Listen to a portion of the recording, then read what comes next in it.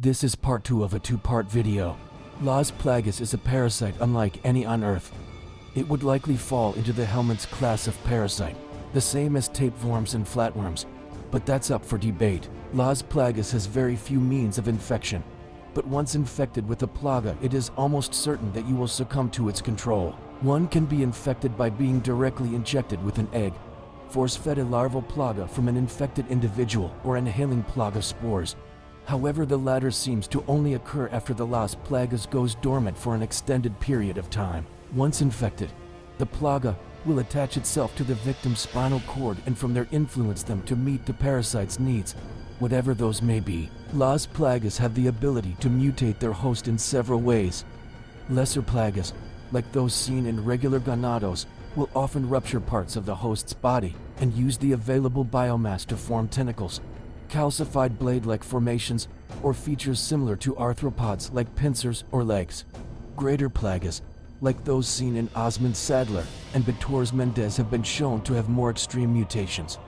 These plagas seem to have the ability to produce more biomass to facilitate these more aggressive mutations, rather than just using existing tissue like from the lesser plagas.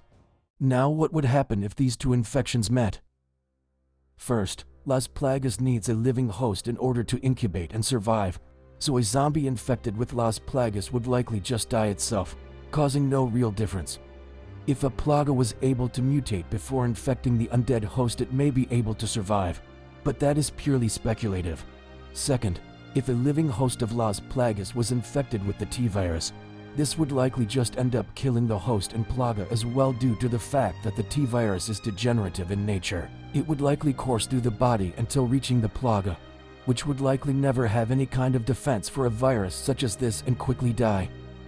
This may be anticlimactic, but the T-virus and Las Plagas are counter-opposites and operate in ways that could not lead to any form of co-infection. But in a hypothetical situation, an individual infected with Las Plagas and then subsequently infected with the T-virus could be placed into stasis, which could allow the infections to adapt to each other over time and eventually mutate into something completely new. Not too dissimilar to Alexia's plan in Code Veronica, this creature could have the best of both worlds: the enhanced physical abilities granted by Las Plagas while also benefiting from the T-virus's more volatile and infectious nature. In the end, if these two infections were to ever meet, and with the proper conditions, it could create something truly horrific: an unstoppable hive mind of mutating, intelligent zombies.